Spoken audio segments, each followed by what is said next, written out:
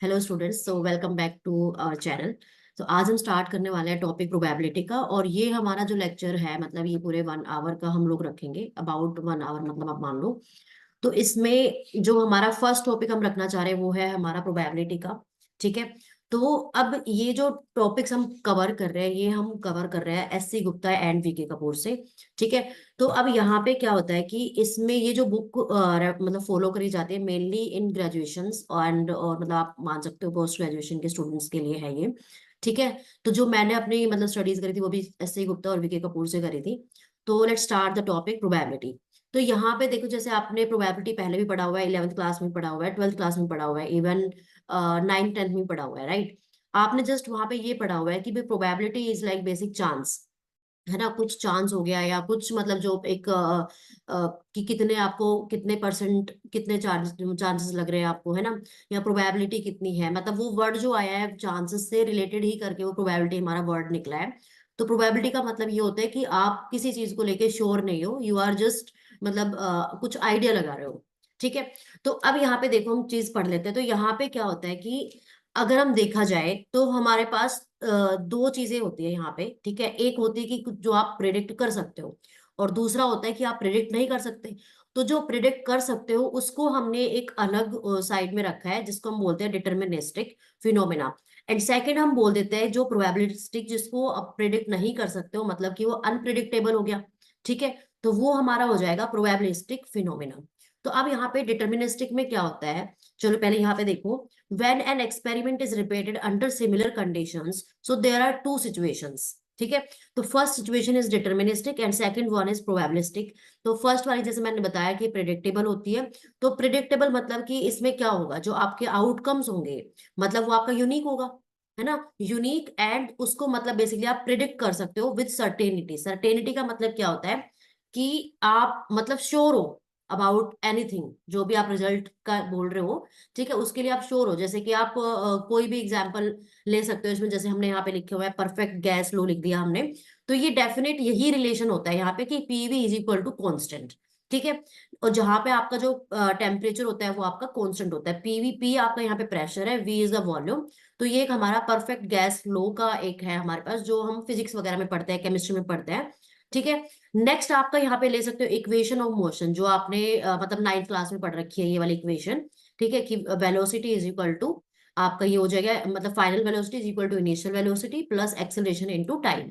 तो ये आपकी फिक्स्ड इक्वेशंस होती है। नेक्स्ट जैसे आप मान लो ओम्स लो, तो ओम्स लो का अगर हम नाम लेंगे तो आपके पास यही मतलब इसमें फॉर्मूला आएगा। ठीक है।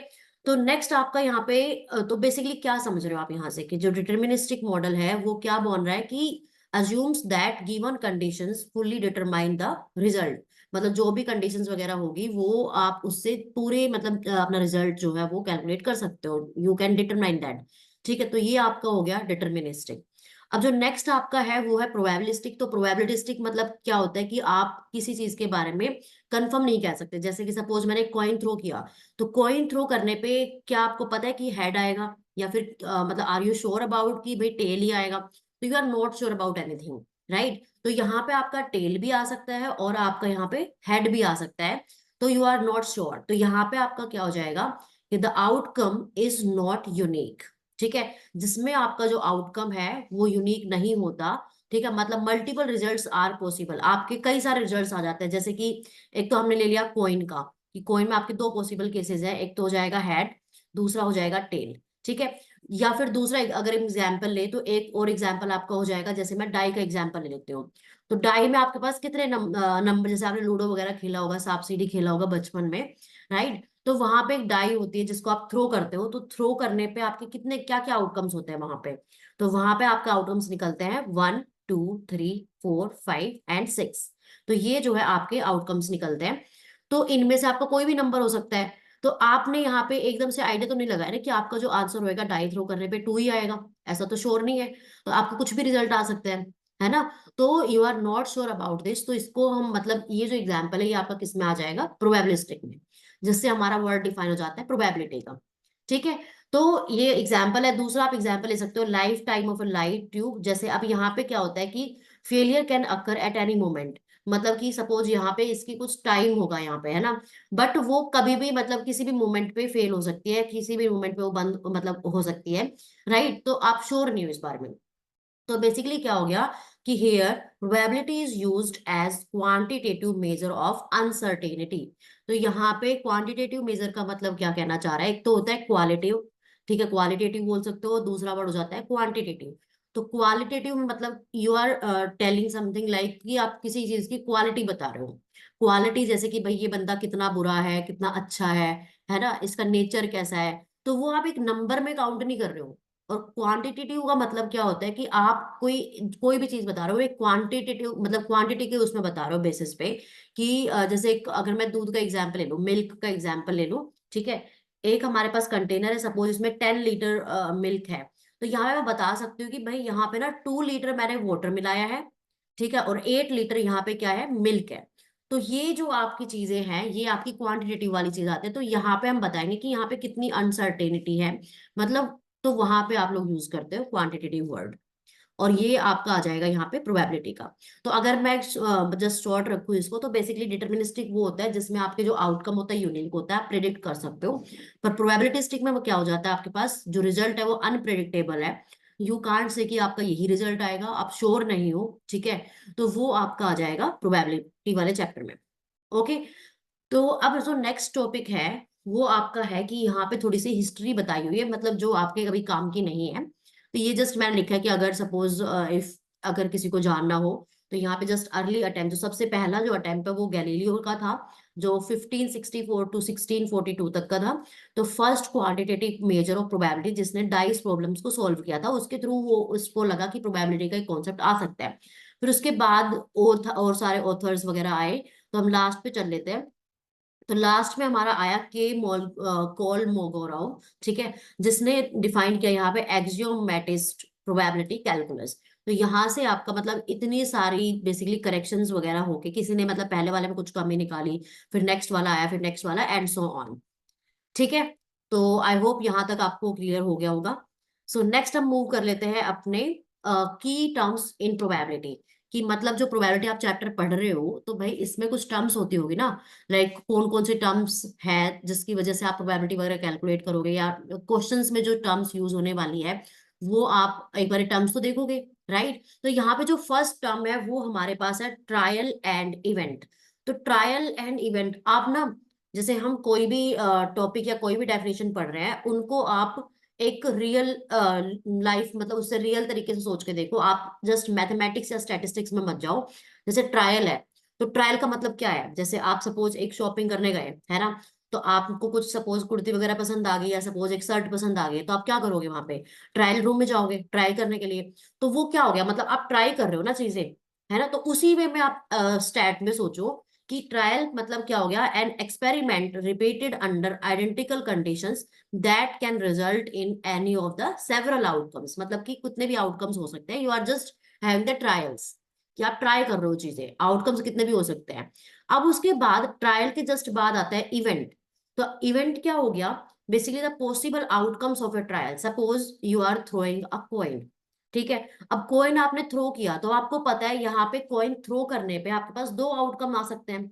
तो जो वो जो आउटकम्स है बेसिकली वो आपका क्या हो गया, कि बेसिकली वहां पे दो इवेंट आ गए, है ना। दो इवेंट आ सकते हैं। जैसे कि सपोज आपने कॉइन थ्रो किया, तो कॉइन में आपके पास दो इवेंट आ सकते हैं, मतलब या तो हेड आएगा टेल आएगा। पर जो रिजल्ट क्या आ रहा है, बेसिकली सपोज हेड आ रहा है आपका रिजल्ट। सपोज आपके पास क्या मिल गया, हेड आ गया। तो जो हेड है ना बेसिकली वो आपका क्या हो गया, इवेंट हो गया, ठीक है। जैसे कि एक कॉइन टॉस किया, ट्रायल, जो कॉइन आपने जो टॉस किया वो हो गया ट्रायल, ठीक है। जैसे ये कॉइन है, इसको आपने टॉस किया, ये हो गया ट्रायल। अब जो नीचे आके वापस से जो गिरेगा, ठीक है, वो आपका क्या हो गया, इवेंट, चाहे उस पे हेड है या फिर उस पे टेल है। अंडरस्टूड, ठीक है। तो ये आपका हो गया। ऐसे ही दूसरा एग्जाम्पल यू कैन टेक, जैसे थ्रोइंग अ डाई। तो डाई थ्रो करने पे आपका जो थ्रो कर रहे हो बेसिकली वो एक ट्रायल हो गया। और उसके बाद थ्रो करने के बाद जो रिजल्ट आपको मिल रहा है, जैसे कुछ भी रिजल्ट हो सकता है, गेटिंग अ 4 मान लो, या गेटिंग अ 6 नंबर मान लो, 5 मान लो, ठीक है। तो ये जो नंबर आपको मिल रहा है ये आपके क्या हो जाएंगे, ये आपके हो जाएंगे इवेंट्स, ठीक है। तो आप ऐसे कह सकते हो कि जो रिजल्ट हो गया बेसिकली वो आपका क्या हो जाएगा, आपका इवेंट, ठीक है। नेक्स्ट आपका है इसको हम रैंडम एक्सपेरिमेंट भी बोलते हैं। ओके, रैंडम एक्सपेरिमेंट का मतलब क्या समझते हो? जैसे यहाँ पे मैंने लिखा नहीं है रैंडम एक्सपेरिमेंट। तो रैंडम एक्सपेरिमेंट इज लाइक कि आप कोई भी रैंडमली एक्सपेरिमेंट करो, मतलब कुछ भी थ्रो वगैरह करो, तो ट्रायल ही हो गया आपका बेसिकली। नेक्स्ट आपका है एग्जॉस्टिव इवेंट्स। ओके, तो एग्जॉस्टिव इवेंट्स का मतलब क्या होता है? जैसे कि आप कोई भी चीजें कर रहे हो, जैसे कॉइन टॉस किया आपने, तो यहाँ पे आपके पास टोटल नंबर जो जो केसेस होता है ना, आपके टोटल नंबर ऑफ केसेस, जैसे एक कॉइन को थ्रो करोगे तो कितने केसेस हो सकते हैं इसके? या तो हेड आ सकता है, टेल आ सकता है। तो यहाँ पे आपके पास दो एग्जॉस्टिव केसेस हो गए। ठीक है, एक आपका हेड हो गया और एक आपका टेल हो गया। ऐसे अगर आप एक डाई को थ्रो कर रहे हो, तो डाई को थ्रो करने पे आपके 6 एग्जॉस्टिव केसेस हो सकते हैं, लाइक 1 2 3 4 5 6। ठीक है, ऐसे अगर आप दो डाई को थ्रो करोगे, अच्छा बच्चे ना यहाँ पे बहुत कंफ्यूज हो जाओ, मतलब होते हैं कि आप एक दो डाई को कैसे थ्रो करोगे। सपोज एक डाई ये वाली होगी, दूसरी डाई ये वाली होगी, इसको हम अलग अलग कलर फिलिंग कर देते हैं। जैसे ये सपोज रेड वाली होगी, ठीक है, और दूसरी हम मान लेते हैं सपोज ब्लू वाली होगी। तो यहाँ पे जैसे आप दोनों डाई को साथ में थ्रो करोगे, तो अब हो सकता है ब्लू वाली का जो रिजल्ट है उस पे 4 लिखा हो टॉप पे, ठीक है, और जो रेड वाली का जो रिजल्ट है उसमें लिखा हो सपोज 3। तो अब यहाँ पे एक बार 3 आया, एक बार 4, मतलब कि एक में 3 आया, एक में 4, तो आपके पास क्या आउटकम हो गया? बेसिकली 3,4 हो गया, राइट। तो ऐसे ही 1 1 भी आ सकता है, 2 2 भी आ सकता है, 3 3 भी आ सकता है, राइट, 4 4 भी आ सकता है, 1 2 2 1, ऐसे आउटकम्स हो सकते हैं जो आपने मतलब पढ़े हुए हैं। तो अगर हम इन शॉर्ट देखें तो यहाँ पे जो टोटल आउटकम हो जाएंगे वो हो जाएंगे 36। बेसिकली ऐसे होगा 1 1, ठीक है, 1 2 1 3, अप टू ये कहाँ तक जाएगा? 1 6 तक चला जाएगा। ऐसे जब आप पहले वाली डाई में सपोज 2 आ जाता है, सेकंड वाली में 1 आ जाता है, फिर सेकंड थ्रो में आपके पास क्या हो जाएगा? दोनों में 2 2 आ जाएगा, एंड सो ऑन, वो 2 6 तक चला जाएगा। ऐसे 3 1 से स्टार्ट करोगे तो वो 3 6 तक चला गया। ऐसे 4 1 5 1 एंड 6 1। तो आपके पास 6 इसमें हो गए, 6 6 इसमें हो गए, 6 इसमें हो गए, 6 इसमें हो गए। तो टोटल वो 6 टाइम्स चला गया। तो बेसिकली 6 6 36 हो गया टोटल, अगर आप काउंट करोगे तो। ठीक है, तो ये आपका हो जाएगा कि अगर आप दो डाई को थ्रो कर रहे हो तो वहां पे आपके पास 36 एग्जॉस्टिव केसेस हो जाएंगे। ठीक है, तो वो आपका हो गया exhaustive cases. Exhaustive cases is like कि आपके total number of all possible outcomes in a trial. ठीक है, मैंने यहाँ पे डेफिनेशन भी लिखी हुई है, तो आप इसको भी देख सकते हो कि आपका क्या हो जाएगा? Total number of all possible outcomes in a trial. ठीक है, तो ये आपका हो गया एग्जॉस्टिव इवेंट्स, या फिर इसको हम बोल सकते हैं केसेस। ओके, ठीक है भाई, क्लियर है यहाँ तक? ठीक है, तो नेक्स्ट हम आगे बढ़ लेते हैं। तो नेक्स्ट में आपका है फेवरेबल इवेंट्स। तो फेवरेबल इवेंट्स में क्या होता है? जैसे कि फेवरेबल इवेंट्स में क्या होता है आपके पास कि the number of outcomes that cause an event to happen. जैसे कि सपोज आप दो लोग, जैसे क्रिकेट वाली चीज अगर हम मान लें, ठीक है, तो क्रिकेट में क्या होता है आपके पास बेसिकली कि क्रिकेट मतलब स्टार्ट, वो गेम स्टार्ट करने से पहले एक कॉइन टॉस होता है।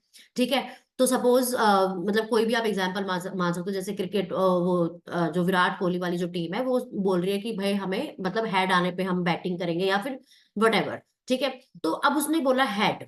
अब सपोज वो हेड ही आ जाता है, उसने जैसे हेड बोला, तो वो उसका फेवरेबल इवेंट हो गया।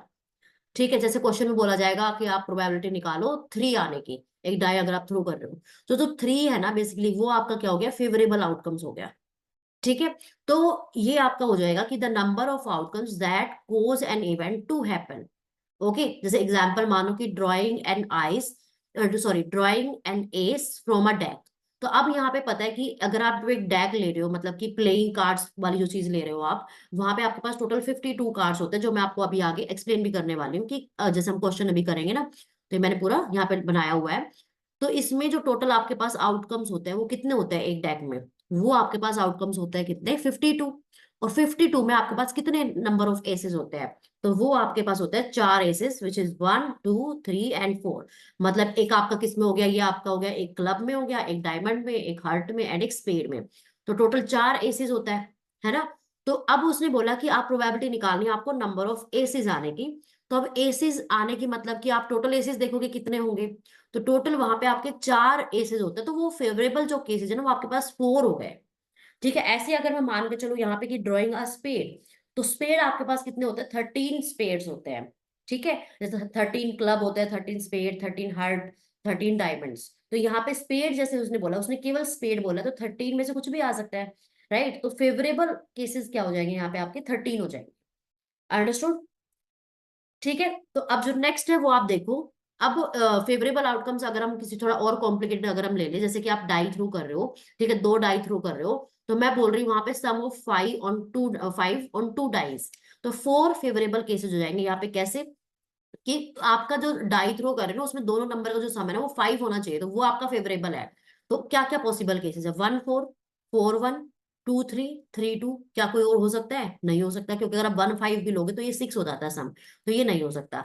या कोई और 3 3 ले लोगे तो ये सम 6 हो जाता है, तो ये भी नहीं ले सकते। तो आपके पास फेवरेबल जो आउटकम्स है वो केवल कितने आ गए? 4 फेवरेबल आउटकम्स आ गए आपके पास। ठीक है, तो ये आपके हो गए फेवरेबल इवेंट्स, मतलब जो क्वेश्चन में पूछा जा रहा है या फिर जो हम अपनी तरफ से बोल रहे हैं कि ये होना चाहिए, तो वो फेवरेबल आउटकम हो गया या फेवरेबल केसेस आप मान लो, या फेवरेबल इवेंट भी यू कैन से। ठीक है भाई, any doubt? Okay, so I hope ये क्लियर हो गया होगा। तो अब नेक्स्ट टॉपिक जो है वो अब हम लोग देख लेते हैं, which is mutually exclusive events. तो म्यूचुअली एक्सक्लूसिव इवेंट्स में क्या होता है? जैसे आपने ये बचपन में भी पढ़ा है कि म्यूचुअली मतलब क्या होता है कि events that can not occur simultaneously in the same trial. ठीक है, जैसे कि अगर मैं एक डाई थ्रो कर रही हूँ, तो getting 1 and getting 2 can not happen together, right? तो मतलब कि यहाँ पे क्या है कि 1 और 2 दोनों एक साथ नहीं आ सकते। मतलब आप एक डाई थ्रो करोगे तो भाई एक ही नंबर आएगा ना, मतलब 1 to 6 में से केवल एक ही नंबर गिरेगा नीचे, राइट? मतलब एक ही नंबर होगा जो हमें दिखेगा ऊपर। तो 1 और 2 साथ में नहीं हो सकते ना, तो वो आपका क्या हो जाएगा? Mutually exclusive. ऐसे अगर मैं कॉइन टॉस करूं, तो यहाँ पे हेड हेड आएगा तो टेल नहीं आ सकता, और टेल आएगा तो हेड नहीं आ सकता, क्योंकि एक कॉइन जब आप थ्रो कर रहे हो तो या तो यहाँ पे हेड लिखा होगा या फिर यहाँ पे टेल लिखा होगा, तो दोनों साथ में नहीं आ सकते। तो ये आपका हो जाता है म्यूचुअली एक्सक्लूसिव। और अगर हम इनको थोड़ा सा मतलब इजी लैंग्वेज में भी अगर समझे, तो यहाँ पे बेसिकली क्या हो जाता है कि जिसमें कुछ कॉमन ना हो, जिसमें कुछ कॉमन नहीं होता, वो आपका क्या हो जाता है? म्यूचुअली एक्सक्लूसिव इवेंट हो जाते हैं। ठीक है, जैसे कि इसमें कुछ कॉमन नहीं है ना, हेड या टेल में कुछ कॉमन नहीं है। या फिर मैं कुछ एक सपोज नंबर ले लेती हूँ 1 2 3, ठीक है, और बी मैंने ले लिया सपोज 5 6 7, तो क्या इन दोनों में कुछ कॉमन है? नहीं है, तो ये आपका क्या हो गया? म्यूचुअली एक्सक्लूसिव इवेंट्स हो गया। ठीक है, तो बेसिकली हम इसको ऐसे लिख देंगे, ए इंटरसेक्शन बी इज 5। ठीक है, तो ये टर्म्स भी आई थिंक आप लोगों को पता होगा, या फिर हम आगे बढ़ेंगे तो बता देंगे। इंटरसेक्शन का मतलब होता है कि कुछ कॉमन नहीं है इन दोनों में, कुछ कॉमन नहीं है, मतलब विच इज 5। का मतलब होता है नल, मतलब जिसमें कोई भी आपके एलिमेंट ना हो। ठीक है, जो ये टर्म है, दिस इज नल, ये हम यूज करते हैं नल एलिमेंट्स के लिए, मतलब कोई भी एलिमेंट नहीं है यहाँ पे, जीरो। ठीक है, तो अब जो हम नेक्स्ट टॉपिक है वो पढ़ लेते हैं, which is equally likely events. तो इक्वली लाइकली, जैसे आप इस टर्म से क्या समझ पा रहे हो? जैसे उसने बोला इक्वली लाइकली इवेंट्स, तो इक्वली लाइकली का मतलब क्या होता है बेसिकली कि 50-50 चांसेस। ठीक है, मतलब कि दोनों के जो 50-50% चांसेस हो, चाहे वो कुछ भी हो। जैसे आप एक कॉइन, जैसे एग्जाम्पल हमारा कॉइन का सबसे बेस्ट एग्जाम्पल है एक्चुअली। तो अगर आप कॉइन थ्रो कर रहे हो, तो कॉइन थ्रो करने में आपके पास दो चीजें आ सकती है, या तो हेड आएगा टेल आएगा। आप ये नहीं कह सकते कि भाई हेड आने के ज्यादा चांसेस है या फिर टेल आने के ज्यादा चांसेस है, आप ये नहीं बोल सकते, है ना? तो ऐसे जब केसेस होते हैं, मतलब जिसमें हेड भी आ सकता है या टेल भी आ सकता है, तो वो आपका क्या हो जाएगा? Equally likely outcome. मतलब you are not sure about anything, मतलब आप बायसनेस नहीं कर सकते वहां पे। बायसनेस का मतलब है आप किसी एक की साइड नहीं हो सकते। तो ऐसे जैसे अनबायस्ड डाई हो गया, अनबायस्ड डाई, ये अनबायस्ड और ये क्यों बोल रहा है? मतलब अनबायस्ड का मतलब है कि जैसे होता है ना, जैसे आपने कॉइन थ्रो किया, ठीक है, कॉइन थ्रो करके आपने थोड़ा सा उसमें बीच में घपला कर लिया, और लाइक आप कह रहे हो कि हेड आ गया, बट उसमें मतलब घपला कैसे कर सकते हो? जैसे एक डाई एक कॉइन है सपोज, तो कॉइन आपने दोनों साइड हेड कर लिया और उस सामने वाले को बताया नहीं कि दोनों साइड हेड है, तो वो चाहे कुछ भी बोलेगा, है ना? वो तो हेड टेल भी बोल सकता है या हेड भी बोल सकता है। अगर हेड बोल दिया तो चलो वो जीत ही गया, बट अगर उसने टेल बोले तो हारेगा ही ना, क्योंकि दोनों तरफ हेड है तो हेड ही आएगा। तो इसको बोलते हैं बायस्ड डाई। ठीक है, बायस्ड कॉइन। तो अनबायस्ड मतलब क्या होता है कि जिसमें कोई हम घपला नहीं कर सकते, मतलब हम एक की साइड नहीं हो सकते, वो आपका हो जाता है अनबायस्ड। तो यहाँ पे मेनली स्पेसिफाई किया है कि यहाँ पे भाई ये अनबायस्ड कॉइन या फिर अनबायस्ड डाई हम लोग लेके चल रहे हैं। ठीक है, तो H and T equally likely and all 6 faces equally likely आपका इसमें होता है। जैसे कि एक डाई भी थ्रो कर रहे हो, तो डाई में आपके पास कितने चांसेस? 1 2 3 4 5 6, ये चांसेस होते हैं। तो यहाँ पे आपके पास कुछ भी हो सकता है, मतलब आप थ्रो करते हैं तो आपके पास कोई भी नंबर आ सकता है, 1 भी आ सकता है, 2 भी आ सकता है, 3 भी आ सकता है, एंड सो ऑन, राइट? तो इसमें आप कुछ कह नहीं सकते कि 4 ही 4 आएगा। ठीक है, तो ये आपका हो जाता है इक्वली लाइकली, जिसमें आपके पास बेसिकली क्या होता है? 50% चांसेस होता है सबके पास, मतलब कुछ भी आ सकता है basically. Okay, so I hope ये आपका टॉपिक क्लियर हो गया होगा। नेक्स्ट आपका है आपका इंडिपेंडेंट इवेंट्स। ओके, तो इंडिपेंडेंट इवेंट, जैसे आपने ना अभी तक ये बहुत सुना होगा कि इंडिपेंडेंट, मुझे इंडिपेंडेंट होना है, राइट? तो ये टर्म हम कहाँ पे यूज करते हैं? इंडिपेंडेंट होना मतलब जैसे कि सपोज कोई, जैसे नॉर्मली हमारे जैसे इंडिया में क्या होता है कि पीपल जो है वो मतलब जो मेल लोग होते हैं, ठीक है, वो तो अर्न करते ही करते हैं, जैसे मैन हो गए, राइट? बट वुमेन का जो है ना वो रेशो हमारा काफी कम है, बट अब ग्रो होता जा रहा है। तो आजकल क्या ट्रेंड चल रहा है कि जैसे जो ऑलमोस्ट जो ऑल द गर्ल्स तो हम नहीं कह सकते, लाइक कुछ गर्ल्स जो होती है वो उनमें बोलती है कि मुझे इंडिपेंडेंट होना है। तो वो जो इंडिपेंडेंट, वो जो वर्ड यूज कर रही है, उसका मतलब क्या होता है? उसका मतलब ये होता है कि वो किसी पे डिपेंड नहीं होना चाहती। सपोज उसको कुछ 700 रुपीज चाहिए फॉर अ कुर्ती, ठीक है, तो उसको कुर्ती कोई पसंद आ गई है, तो अब वो 700 रुपीज किससे मांगेगी? या तो अपने पेरेंट्स से मांगेगी, राइट, या अपने ब्रदर सिस्टर, मतलब जो भी है। तो उसमें क्या होता है कि वो उस पर डिपेंड हो रही है ना? बट यहाँ पे इंडिपेंडेंट का मतलब ये है कि सपोज वो खुद ही अर्न कर रही है और उसको कोई कुर्ती पसंद आ रही है, उसको सपोज कोई महंगी कोई साड़ी भी पसंद आ रही है, सपोज जो हम इंडिया में पहनते हैं, ठीक है, तो अब वो खुद के पैसों से उसको मतलब बाय कर सकती है ना? तो वहां पे वो जो चीज है वो हो जाती है इंडिपेंडेंट, मतलब किसी पे डिपेंड ना होना, बेसिकली वो आपका इंडिपेंडेंट। तो यहाँ पे भी मैथ्स में आपका सेम चीज है कि the occurrence of one event does not affect the occurrence of another. थोड़ा बहुत चेंज दिखेगा आपको यहाँ पे, ठीक है, जो मैं आपको रियल लाइफ एग्जांपल बता रही हूँ, बट आप सेम तरीके से देखोगे तो आपको चीजें समझ आएगी ज्यादा वे में। ठीक है, तो डेफिनेशन क्या होगी? The occurrence of one event does not affect the occurrence of the another. Example, जैसे सपोज आपने एक कॉइन थ्रो किया, तो कॉइन थ्रो करने पे आपका क्या हुआ? पहले हेड आ गया, तब आप उस कॉइन को दोबारा थ्रो कर रहे हो, तो आर यू श्योर अबाउट कि सेकंड थ्रो में आपका वो टेल आएगा? है ना, ऐसा तो नहीं लिखा। तो अब यहाँ पे क्या है कि आपका वहां पे टेल भी आ सकता है और आपका वहां पे हेड भी आ सकता है। तो जो सेकंड थ्रो आप करने वाले हो वो पहले वाले पे डिपेंड नहीं कर रहा। ओके, तो ये हो जाएगा कि getting head on the first coin toss and head on the second toss ton toss, sorry, with replacement. तो इसमें आपका क्या हो जाएगा? ये इंडिपेंडेंट इवेंट। ऐसे ही अगर आप सपोज एक कार्ड ड्रॉ कर रहे हो एंड उसको वापस से उसमें रख रहे हो, जैसे कि 52 हमारे पास प्लेइंग कार्ड होता है, एक कार्ड आपने निकाला, ठीक है, अब इस कार्ड को आप इसमें वापस से रख रहे हो, रिप्लेसमेंट का मतलब है इसको वापस में रख रहे हो, फिर आप दोबारा थ्रो कर रहे हो, तो आपके पास मतलब वो पहले वाले पे डिपेंड नहीं कर रहे हो। बट अगर आपने निकाल के इसको साइड में रख दिया होता है, इसमें वापस से नहीं रखा, तो 51 कार्ड बचे। तो फिर ये विदाउट रिप्लेसमेंट वाली जो चीज है ना, ये अफेक्ट होती है इसमें, तो ये डिपेंडेंट हो जाती। बट अगर आप कार्ड वापस से इसमें रख रहे हो, ठीक है, तो वापस से 52 कार्ड्स हो गए। तो यहाँ पे आपका क्या हो जाएगा? वो इंडिपेंडेंट इवेंट, मतलब कि 52 अगेन 52 कार्ड्स ही हैं, तो डिपेंड ही नहीं कर रही पहले वाले पे, चाहे वो वन कार्ड निकाला हो चाहे नहीं निकाला हो। ठीक है, बट क्योंकि सेकंड रो में हमने उसको वापस से रख दिया, तो ये आपका क्या हो जाएगा? आपका इंडिपेंडेंट इवेंट हो गया। ये drawing a card, replacing it and then drawing it again, तो ये आपका इंडिपेंडेंट हो गया। नेक्स्ट आपका हो जाता है जैसे विदाउट रिप्लेसमेंट। तो विदाउट रिप्लेसमेंट का मतलब क्या होता है? डिपेंडेंट, जैसे मैंने भी बताया कि अगर आप एक कार्ड, जैसे कि ये हम मान लेते हैं, ठीक है, चलो अब दूसरा एग्जाम्पल लेते हैं, यहाँ पे कार्ड वाला नहीं, जैसे हमारे पास कुछ बॉल्स है, ठीक है, हमने मान ली कि 5 जो है व्हाइट बॉल्स है और 2 हमारे पास सपोज ब्लैक बॉल्स है। तो यहाँ पे आप थ्रो कर रहे हो और आप एक बॉल यहाँ पे निकाल रहे हो बाहर। तो अब यहाँ पे व्हाइट बॉल आपने निकाली, सपोज एक व्हाइट बॉल निकल गई, ठीक है, तो अब एक अगर आपने बॉल निकाल ली यहाँ पे, तो कितनी बॉल्स बची? यहाँ पे 4 व्हाइट और 2 ब्लैक बची, राइट? तो अब आप जब थ्रो करोगे ना इसको, तो अब आपकी वो अफेक्ट हो रही है चीजें। अगर आपने इसमें वापस से वो वन बॉल जो निकाली थी वो इसमें नहीं रखी, तो वो डिपेंडेंट हो जाएगी। तो विदाउट रिप्लेसमेंट का मतलब वही है कि आप इसमें वापस से रख नहीं रहे हो, ठीक है। तो रिप्लेसमेंट का मतलब आप इसमें अगर वापस से रख दोगे वो वन वाइट बॉल, तो फिर तो सेम ही हो जाएगा, तो वो इंडिपेंडेंट हो जाएगा इवेंट। ठीक है, आई थिंक क्लियर हो गया होगा। नहीं आया तो आप कमेंट कर सकते हो, कोई दिक्कत नहीं है, ठीक है, या मेरे से डायरेक्ट मैसेज पे पूछ सकते हो। सो नेक्स्ट आपका है जैसे क्लासिकल और क्लासिकल प्रोबेबिलिटी। अब यहाँ पे देखो, प्रोबेबिलिटी ना हमारी कई तरीके की होती है, बट मेनली जो आपको समझना है, बेसिकली एक चीज समझनी है कि जो प्रोबेबिलिटी होती है वो आपका होता है फेवरेबल केसेस अपॉन में टोटल नंबर ऑफ केसेस। ठीक है, दिस इज द हमारी मेन डेफिनेशन है कि एग्जॉस्टिव, म्यूचुअली एक्सक्लूसिव और equally likely cases, and M is the number of cases favourable to event E. तो ये जैसे एम बाई एन हो जाएगा, N is the total number of outcomes and M is the favourable. ठीक है, जैसे मैं बोलूं हेड आने की प्रोबेबिलिटी निकालो, तो एक कॉइन को जब आप थ्रो करोगे तो हेड तो एक बार ही आ सकता है, मतलब जब एक बार थ्रो करोगे तो या तो हेड आ सकता है टेल आ सकता है। तो हेड आने की मतलब क्या है? आपका जो फेवरेबल है वो आपके पास हेड हो गया।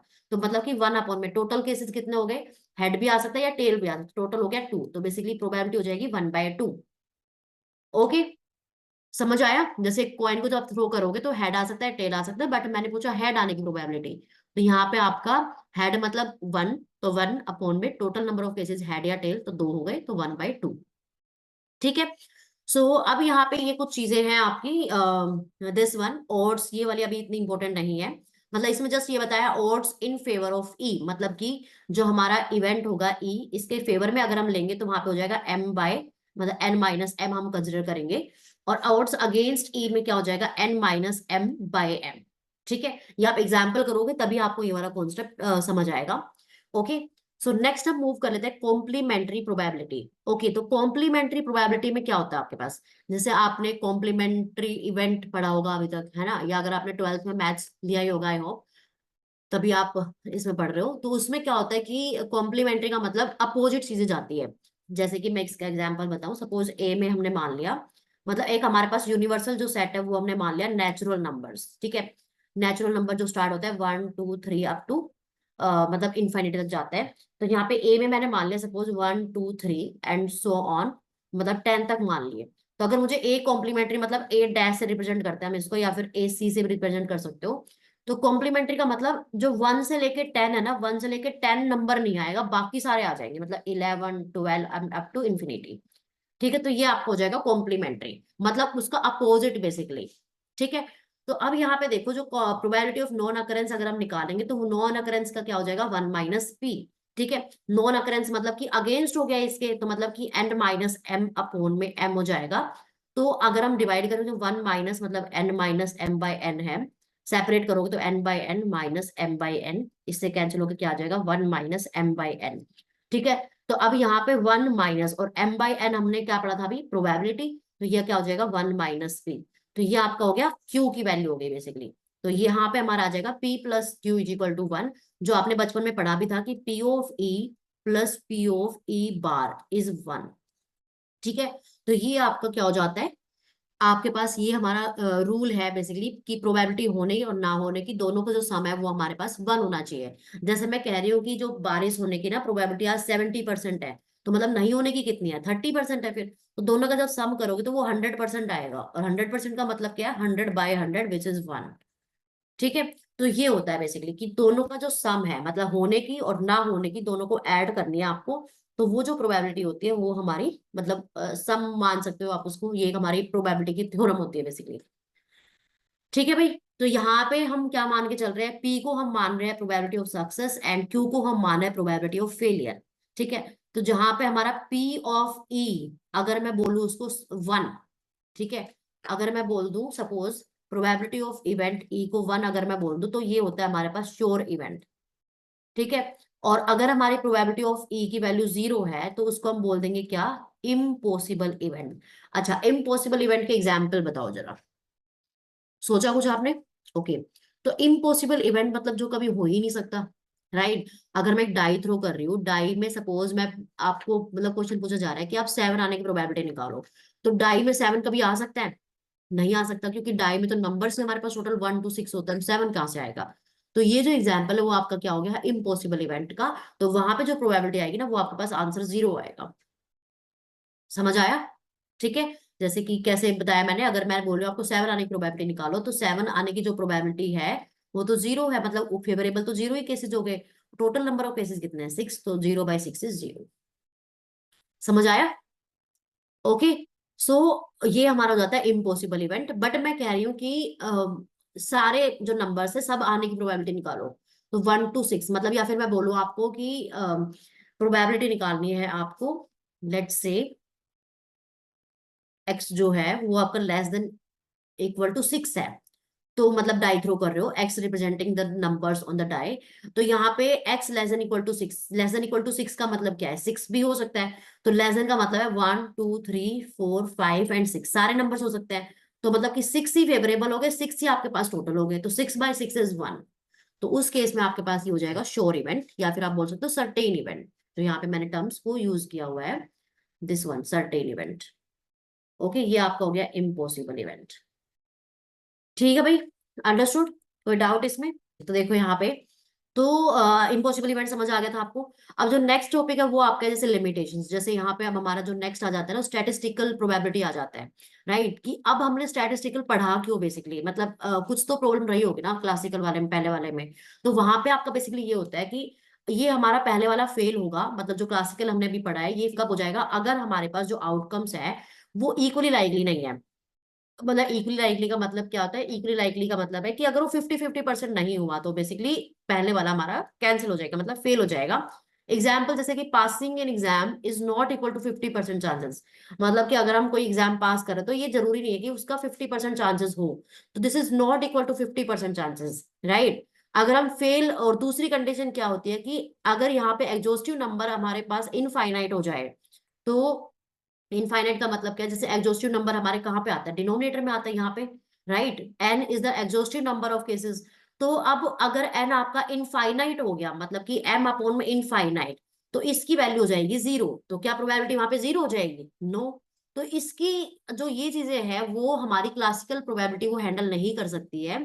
इसलिए हमारे पास नेक्स्ट आया है स्टैटिस्टिकल प्रोबेबिलिटी। तो ये आपको पॉइंट याद रखने की हम स्टैटिस्टिकल प्रोबेबिलिटी पे कब जाते हैं, कि हमारी जब दो कंडीशंस, मतलब जो दो लिमिट्स अगर हमारी हो रही है तो हम स्टैटिस्टिकल वाले पे जाते हैं। तो इसलिए यहाँ पे हमारा जो मेन है वो क्या कर दिया है कि if an experiment is repeated n times under identical conditions and event e occur m times, then हमारा क्या हो जाएगा, p of e is equal to limit n tends to infinity m by n। तो जब हमारे पास n times, मतलब बहुत सारे जब इवेंट्स आ जाते हैं ना इनफाइनाइट टाइम, तो वहां पे हम यूज करते हैं अपना लिमिट का कॉन्सेप्ट। ठीक है, तो लिमिट का आपने थोड़ा बहुत 12th 11th में भी सीखा ही होगा, है ना, जो आप चैप्टर करते हो डेरिवेटिव वाला। तो वहां पे कॉन्टिन्यूटी एंड डिफरेंशिएबिलिटी जैसा आपने टॉपिक देखा होगा, तो वहां पे हम लिमिट का यूज करते हैं। तो यहाँ पे आपका लिमिट का कहाँ पे यूज हो रहा है, बेसिकली जब आपकी लिमिट, मतलब जो एक्सपेरिमेंट है वो बहुत ज्यादा हो जाता है, तो वहां पे हम इसका यूज कर रहे होते हैं। ठीक है, समझ आ गया। तो अब यहाँ पे देखो नेक्स्ट क्या है, assuming the limit exist and is unique. और यहाँ पे हम क्या मान रहे हैं कि जो लिमिट है वो आपकी एग्जिस्ट कर रही है और यूनिक। यूनिक का मतलब क्या है कि जो इसका आंसर आएगा वो वन, मतलब एक ही आंसर आएगा, ओनली वन आंसर। ठीक है, यूनिक का मतलब ये है वन आंसर, ना कि कई सारे आंसर्स आ गए तो वो आपका यूनिक नहीं होगा। ठीक है, अब यहाँ पे यूज हम कब करेंगे, when only classical definition fails. मतलब जो आपका ऊपर वाला जो हमने पढ़ा था क्लासिकल वाला, वो अगर फेल हो जाता है तभी हम इसको पढ़ते हैं। जैसे कि एग्जांपल आपका आ जाएगा नॉन इक्वली लाइकली और इनफाइनाइट आउटकम जब आ जाते हैं आपके, तो हम स्टैटिस्टिकल प्रोबेबिलिटी वाला पढ़ते हैं कॉन्सेप्ट। तो ये हम आगे देखेंगे। मेनली जो आपके यूज होते हैं वो हमारी फाइनाइट इवेंट के लिए यूज होते हैं, जो हमारा है मैथमेटिकल प्रोबेबिलिटी, जिसको हम बोलते हैं क्लासिकल प्रोबेबिलिटी भी बोलते हैं। मेनली हमारा ये यूज होता है। ठीक है, तो स्टूडेंट्स अब हम इस पे कुछ एग्जाम्पल्स देखने वाले हैं। ठीक है, जैसे आपका हो गया एग्जाम्पल 1। इसमें क्या बोला है कि what is a chance that a leap year selected at random will contain 53 Sundays. ठीक है, तो यहाँ पे क्या बोला है, what is the chance that a leap year selected at random will contain 53 Sundays. तो सबसे पहले तो आपको ये पता होना चाहिए कि जो लीप ईयर होता है, जो आपका लीप ईयर होगा, लीप ईयर में आपके कितने दिन होते हैं, कितने डेज होते हैं टोटल। जैसे आपने टोटल सुना होगा अभी तक कि 365 डेज, बट एक दिन बढ़ जाता है जब आप लीप ईयर की बात करते हो। तो यहाँ पे हमारे पास टोटल नंबर ऑफ डेज होते हैं ना, वो आपके पास होता है 366। टोटल नंबर ऑफ डेज यहाँ पे हो जाता है 366। ओके, तो अब यहाँ पे आप पहले ये निकालो कि, क्योंकि यहाँ पे संडे की बात की हुई है, तो हमें इसके अकॉर्डिंगली आंसर निकालना होगा। तो यहाँ पे आप सबसे पहले निकालो कि यहाँ पे टोटल वीक कितने होंगे। तो आपको पता है एक वीक में 7 डेज होते हैं, एक वीक में 7 डेज होते हैं। तो हमें नंबर ऑफ वीक निकालने के लिए हम नंबर ऑफ डेज को किससे डिवाइड कर देंगे, 7 डेज से डिवाइड कर देंगे, क्योंकि एक वीक में 7 डेज होते हैं। तो यहाँ पे जब आप डिवाइड करोगे क्या आएगा आंसर, 7×5 = 35, 1 6 7×2 = 14, तो 2 आ गया। तो बेसिकली क्या कहना चाह रहा है कि 52 तो हमारे पास यहाँ पे टोटल क्या हो जाता है, वीक्स हो जाते हैं, एंड 2 एक्स्ट्रा डेज जिसको हम ओड डेज बोलते हैं बेसिकली। ठीक है, तो 2 हमारे पास ओड डेज आ जाते हैं। तो ये ओड डे 2 जो ओड डेज आ गए, यहाँ पे आपके कुछ भी हो सकते हैं डेज, मतलब कि और कॉन्टिन्यूअसली होंगे, या तो होंगे मंडे ट्यूसडे हो सकता है, ठीक है, या फिर ट्यूसडे वेडनेसडे हो सकता है, या फिर वेडनेसडे और आपका थर्सडे हो सकता है, ठीक है, या फिर आपका थर्सडे फ्राइडे हो सकता है, ठीक है, या फिर आपका फ्राइडे और सैटरडे हो सकता है, या फिर आपका सैटरडे और संडे हो सकता है। दूसरा आपके पास क्या हो सकता है यहाँ पे, संडे और मंडे हो सकता है, क्योंकि मंडे ट्यूजडे में दोबारा स्टार्ट कर लिया ऑलरेडी। तो अब यहाँ पे निकालनी है आपको प्रोबेबिलिटी की विल कंटेन 53 संडेज। अब देखो जैसे मैंने बोला है 52 तो आपका ये हो गया वीक, तो मतलब यहाँ पे 53 तो होगा ही होगा, सॉरी 52 तो वीक मतलब संडे आ ही जाएंगे।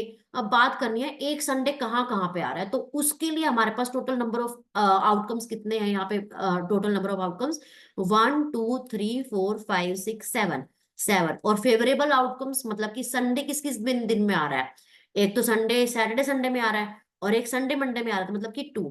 तो इसका जो आंसर हो जाएगा ना वो आपको हो जाएगा 2/7।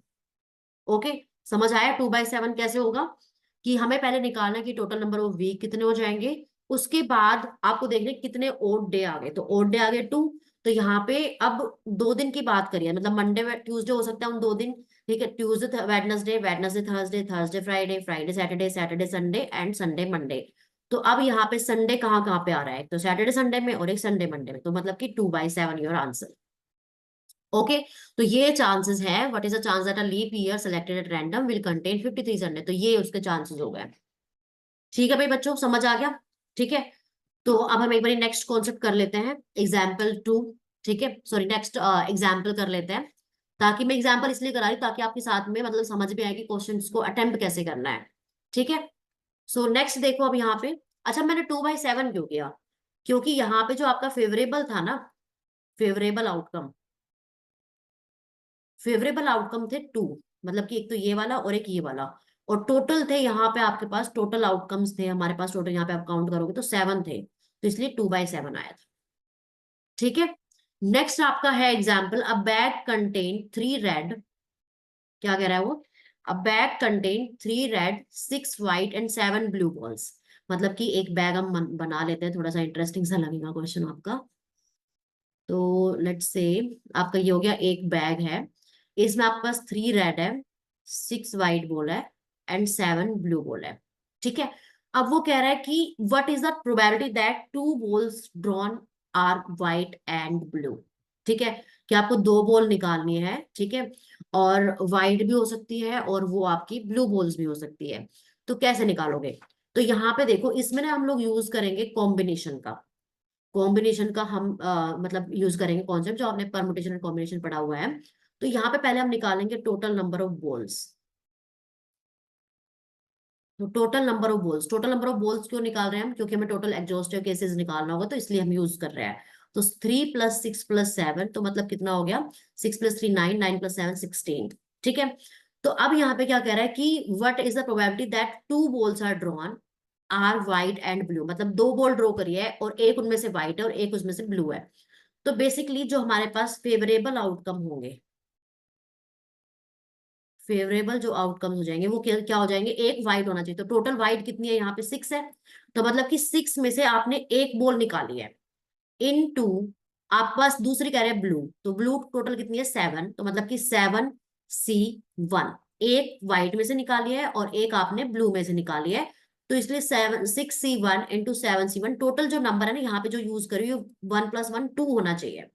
ठीक है, अपोन में आपके पास क्या हो जाएगा इसमें, अपोन में आपका ये हो जाएगा कि टोटल नंबर ऑफ केसेस, तो टोटल यहाँ पे आपका, अच्छा हम अलग अलग निकाल रहे हैं ना पहले, तो टोटल यहाँ पे आपके पास आउटकम्स कितने हो जाएंगे, टोटल आउटकम्स वो कितने हो गए आपके पास, टोटल हो गए कितने, टोटल मतलब टोटल में से आप दो निकाल रहे हो ना बेसिकली, तो टोटल कितने 16, तो 16 में से 2 निकाल रहे हो तो 16C2 हो जाएगा। ठीक है, तो इसको जो आप निकालोगे प्रोबेबिलिटी निकालोगे, प्रोबेबिलिटी इसको हम डिनोट करते हैं कि निकालने की जो प्रोबेबिलिटी उसको हम P(E) से डिनोट कर देते हैं, तो आपको हो जाएगा फेवरेबल इज 6C1 इंटू ये आपका 7C1 अपॉन में 16C2 हो जाएगा। ठीक है, अगर आपको ये टॉपिक मतलब कॉम्बिनेशन वाला नहीं समझ आए तो आप मेरे को बता सकते हो, फिर मैं आपको समझा दूंगी अलग से। तो ये 6C1 मतलब आपने देखा होगा जो फॉर्मूला होता है हमारे पास एक NC1 का, वो होता है हमारे पास N, तो 6C1 एंड 7C1 का जो आंसर हो जाएगा वो कितना हो जाएगा आपके पास, 6 and 7, तो 6 × 7 16, और C2 आपको ऑब्वियसली सोल्व करना पड़ेगा, तो ये हम थोड़ा सा सोल्व कर लेते हैं यहाँ पे। तो 6 × 7 अपॉन में 16C2 का मतलब क्या है, 16 फैक्टोरियल अपॉन में, या फिर इसको अलग से पहले कर लेते हैं इधर। तो कॉम्बिनेशन का फॉर्मूला पता है आप लोगों को भाई, यस, कॉम्बिनेशन होता है एन सी आर का, होता है फॉर्मूला एन फैक्टोरियल अपॉन में R factorial into N minus R का फैक्टोरियल। तो अगर हम इसमें अप्लाई करते हैं तो मतलब 16 फैक्टोरियल अपॉन में 2 factorial into N minus R, मतलब 16 माइनस 2 का फैक्टोरियल। तो 16 फैक्टोरियल को सोल्व करो, 16 इंटू 15 इंटू 14 हो जाएगा, अपॉन में 2 फैक्टोरियल का मतलब 2 इंटू 1, ठीक है, और इंटू 16 माइनस 2 इज 14 फैक्टोरियल, ठीक है, इससे एक कैंसिल हो जाएगा आपका, और 2 8 जा हो गया, तो बेसिकली कितना आ गया आंसर, 8 इंटू 15, ठीक है। तो ये आपके पास 15, 15 8 जा कितना होता है 120। तो बेसिकली कितना आ गया प्रोबेबिलिटी, अगर हम निकालेंगे पीओ, वहां पे वैल्यूज पुट कर दो, तो वो हो जाएगा आपके पास 6 इंटू 7 अपॉन में 120, काट दो इसको, 20, तो बेसिकली 7 अपॉन में 20 इज योर आंसर। समझ आया भी कैसे किया मैंने? टू बॉल्स को यहाँ पे ड्रॉ करना था, एक व्हाइट बॉल थी एक ब्लू बॉल थी, ठीक है। तो दोनों में से एक एक बॉल आएंगी आपकी, तो मतलब 6C1 इंटू 7C1 हो गया आपके पास, ओके, 7 6C1 एंड 7C1। तो टोटल आउटकम्स कितने हो जाएंगे, टोटल में से आप दो बॉल्स निकाल रहे हो, तो 16C2 हो गया आपके पास यहाँ पे, ठीक है। 6C1 इंटू 7C1 अपॉन में, अब टोटल में से आपने कितनी बॉल निकाली, 16C2, मतलब दो बॉल्स निकाली है। तो इसको बस सॉल्व करेंगे, यहाँ पे मैंने थोड़ा कॉम्बिनेशन का फॉर्मूला लगाया है, एंड देन सॉल्व इट, तो फाइनल आंसर विल बी कितना, 7/20, ठीक है। तो आई होप आप लोगों को समझ आ गया होगा ये, ठीक है। सो अब करके देखना है पहले आपको, कभी बस देखिए वीडियो और खत्म, आपको सोल्व करना है ये बैठ के, पहले पहले खुद से ट्राई करना, फिर ना समझ आए तो फिर वीडियो देखनी है, ठीक है। तो अब देखो जो नेक्स्ट क्वेश्चन है ना, हमारा नेक्स्ट जो क्वेश्चन है वो बेस्ड है हमारा टू कार्ड्स पे, मतलब कार्ड्स पे बेसिकली। तो कार्ड्स का क्वेश्चन करने से पहले ना मैं आपको ये एक्सप्लेन करना चाहूंगी पहले कि कार्ड्स हमारे पास टोटल क्या क्या होता है कार्ड्स में, ठीक है, क्या क्या नहीं होता है, क्योंकि जब आप लोगों को ये समझ आएंगे ना, तभी you can understand the question and तभी आप सोल्व कर पाओगे इनको, ठीक है। तो पहले मैं अभी आपको कॉन्सेप्ट समझा देती हूँ कार्ड का, उसके बाद क्वेश्चंस आप जो है खुद से ट्राई करना आज की क्लास में, ठीक है। तो yes, let's start. Okay guys, तो देखो भाई, अब जो नेक्स्ट कॉन्सेप्ट, जैसे मैंने आपको बताया था कि हम पहले इस क्वेश्चन से करने से पहले हम पहले थोड़ा कॉन्सेप्ट समझ लेते हैं। तो यहाँ पे देखो जो ये आपका कॉन्सेप्ट है ना, ये प्लेइंग कार्ड्स वाला, this is very important really, ठीक है। तो यहाँ पे बेसिकली क्या होता है, जैसे आपके पास ना चार टाइप्स के यहाँ पे मेनली कार्ड्स होते हैं, ठीक है। मतलब अगर हम कलर की बात करें तो there are basically two colours.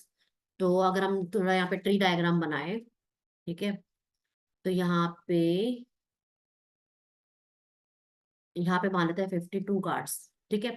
अब 52 में दो टाइप के कार्ड होते हैं, एक होता है रेड, ठीक है, अगर हम थोड़ा कलर वाइज ही बना ले, तो एक आपके पास हो जाएगा ब्लैक, ठीक है, और दूसरा आपके पास हो जाएगा रेड,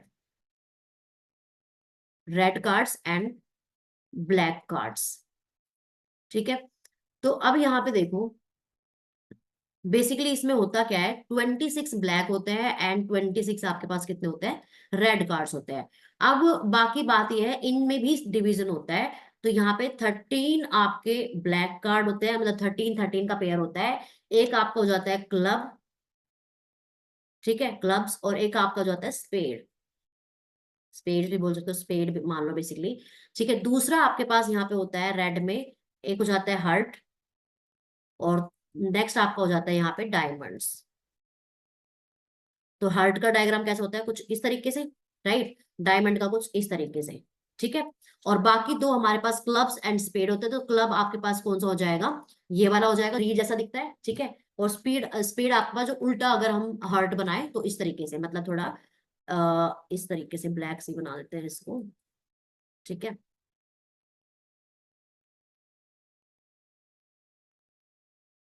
ठीक है। और क्लब्स की बात करें तो हमारे पास क्या हो जाएगा, कुछ ऐसे, ठीक है। 13 ये वाले कार्ड्स हो गए आपके पास, 13 हार्ट हो गए, 13 डायमंड्स हो गए, ठीक है। तो मेनली हमारे पास ये टाइप के होते हैं। अब हर 13, मतलब जो 13 13 का सेट है, अब 13 में कैसे डिवीजन होता है, तो ये आप लोग यहाँ पे देखो। तो बेसिकली क्या होता है इसमें, कौन सा कलर चूज करें, येलो ले लेते हैं। तो देखो जो पहले वाला है वो किसका है, आपका क्लब का हो गया, ठीक है, ये वाला आपका क्लब का हो गया। तो अब देखो क्लब में, अब जो पहले पहले जो नंबर्स दिख रहे हैं ना आपको, ये सारे, ये आपके पास क्या है, जो ए से दिख रहा है केवल, इस पे कोई नंबरिंग नहीं है, जिसमें केवल ए बना हुआ दिख रहा है, ये आपके होता है एसेस, क्या होता है, एसिस होता है टोटल। तो टोटल अगर हम 52 कार्ड्स की बात करें तो टोटल एसिस कितने हो गए, 4 एसिस हो गए टोटल आपके पास। ठीक है, अगर हम टोटल 52 कार्ड्स की बात करते हैं।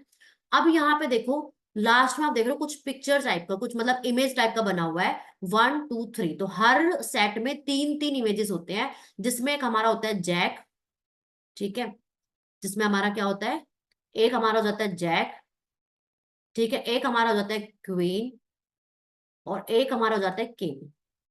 ठीक है, तो अब यहाँ पे देखो बेसिकली क्या हो गया, बेसिकली तो अगर नंबर की अगर हम बात करें, नंबर कितने बचे फिर, जैसे एक तो एस को हटा दो और इनको हटा दो, तो नंबर्स कितने बचे, 1 2 3 4 5 6 7 8 9।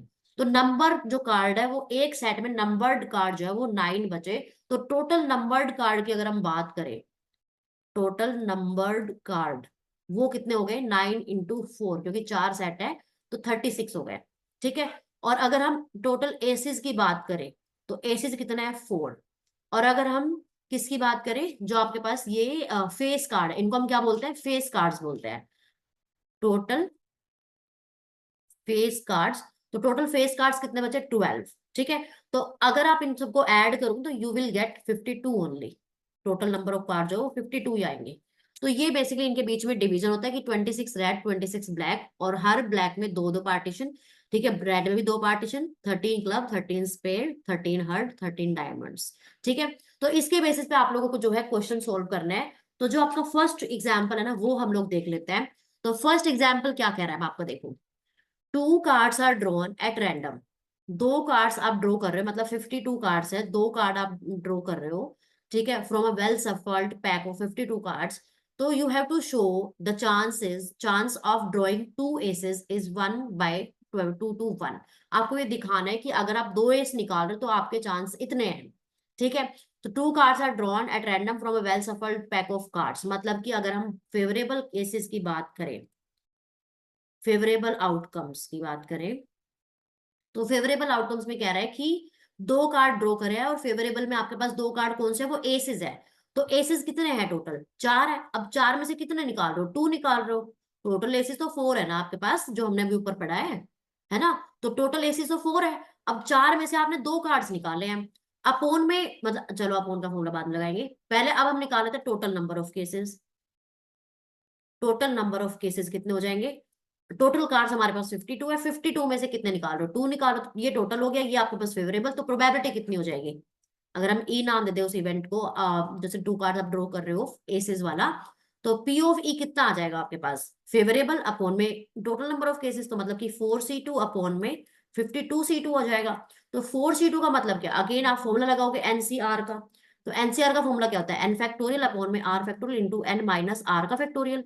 तो N factorial is what, N मतलब एन इज व्हाट, यहाँ पे 4 है, तो 4 फैक्टोरियल अपॉन में कितना हो जाएगा इसमें, 2 फैक्टोरियल, और 4 - 2 फैक्टोरियल अपॉन में सेम इसके साथ कर देंगे, 52 फैक्टोरियल अपॉन में 2 फैक्टोरियल इंटू 52 - 2 का फैक्टोरियल।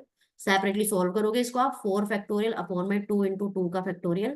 ठीक है, 2 फैक्टोरियल इज 2 ओनली, अपॉन में 52 फैक्टोरियल अपॉन में क्या हो जाएगा आपके पास इसमें, 2 फैक्टोरियल इंटू 50 फैक्टोरियल।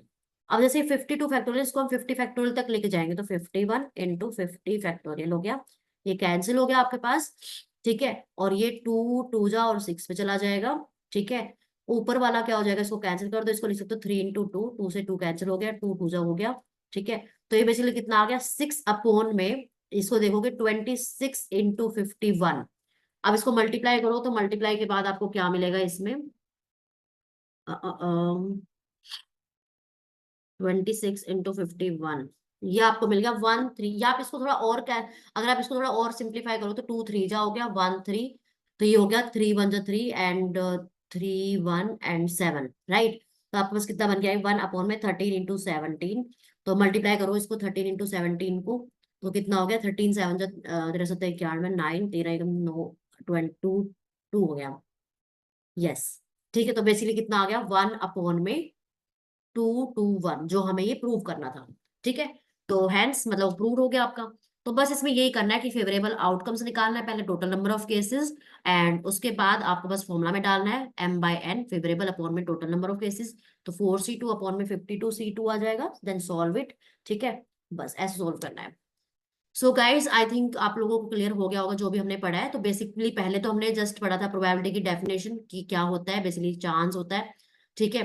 फिर उसके बाद हमने फाउंडर्स के बारे में थोड़ा बहुत देखा था। देन बेसिक टर्म्स के बारे में देखा, ट्रायल एंड इवेंट, ठीक है, कितने एग्जॉस्टिव हो गया, favourable events, mutually exclusive events, equally likely events, independent events. फिर उसमें हमने क्लासिकल प्रोबेबिलिटी पढ़ा, जो बेसिकली आपका एक फाइनाइट ऑर्डर के लिए मतलब चीजें होती है, फाइनाइट नंबर ऑफ केसेस के लिए, जो हमारा होता है m/n, फेवरेबल अपॉन में टोटल, ठीक है। अगर ये हमारा फेल मतलब अगर हमारा इनफाइनाइट नंबर ऑफ केसेस चले जाए आपके, तो ये जो हमारा क्लासिकल वाला है वो फेल हो जाएगा। तो उसके बाद हम यूज करते हैं स्टैटिस्टिकल, जो आपका आगे यूज होगा, अभी इतना यूज नहीं है, ठीक है। और बीच में यहाँ पे दो चीजें और थी, एक सर्टेन इवेंट, एक इम्पॉसिबल इवेंट। सर्टेन इवेंट जहाँ पे प्रोबेबिलिटी आपकी 1 होगी, दैट इज श्योर इवेंट भी आप कह सकते हो। इम्पॉसिबल जहाँ पे 0 प्रोबेबिलिटी होगी, ठीक है। उसके बाद बस हमने कुछ एग्जाम्पल्स करे हैं, एंड ये हमने कुछ पहले प्लेइंग कार्ड्स के बारे में देखा, ठीक है। चलो गाइस, आई होप आप लोगों को क्लियर हो गया होगा, ठीक है। चलो, thank you so much for watching, मिलते हैं नेक्स्ट क्लास में।